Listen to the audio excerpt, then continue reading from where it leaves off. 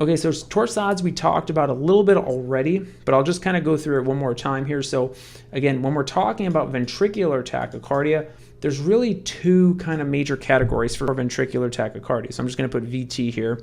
So there's going to be a polymorphic ventricular tachycardia and a monomorphic. So the polymorphic ventricular tachycardia tends to be this torsades de pointe. And essentially what this is again, we talked about this before, it's really going to be from prolonged QT intervals. So when you're thinking about polymorphic ventricular tachycardia, you're thinking of torsades, you're thinking of some type of QT prolongation. And I know we really talked about QT prolongation quite a bit. When you're thinking about your ventricular myocyte action potential, right? And this is a pretty poor drawing of that, but essentially we're talking about the beginning of phase 0 all the way to the end of phase 3.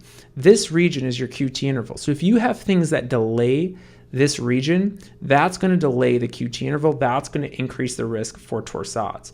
Okay, so that's how you want to remember it. Remember, these are going to be your sodium channels for depolarization, calcium current, and then you have your potassium for repolarization. So things that delay those slopes, right, will delay the QT interval. Things that will shorten those slopes will shorten the QT interval. The major things to remember, antiarrhythmics class 1A specifically, so procainamide, quinidine, right, these are big ones. And class 3 can also delay the QT interval. Now notice the big class 3 drug that sometimes gets talked about is amiodarone. But remember what I told you about amiodarone. It has unique properties of a bunch of different antiarrhythmics.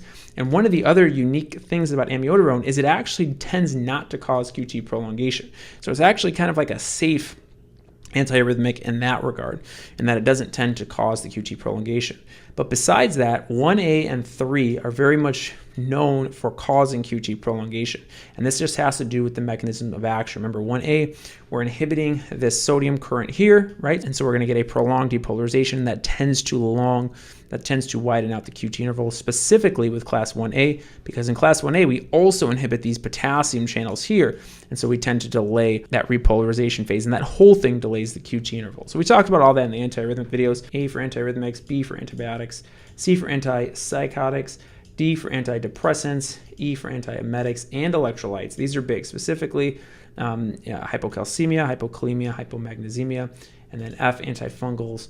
All are very much associated with QT prolongation. So these are very important to remember. They're also very high yield. Remember, in polymorphic ventricular tachycardia, this is sometimes called twisting of the peaks, because you kind of have this sinusoidal change that's happening drawn up above here. So you have this sinusoidal change in your peak current here, okay, of the QRS complexes, and it's in a irregular rhythm, kind of like AFib. It's a very unique EKG finding, very high yield. Remember, you treat this with IV magnesium, and you want to avoid any QT prolonging medications like the ones discussed here. Common complications here, this can progress to ventricular fibrillation and or sudden cardiac death. So just kind of keep that in mind. Remember, there's also congenital long QT syndromes, usually in younger patients. The two big ones, Romano-Ward, that's autosomal dominant, and then Jarvell-Lange-Nielsen syndrome, which causes the bilateral sensorineural deafness.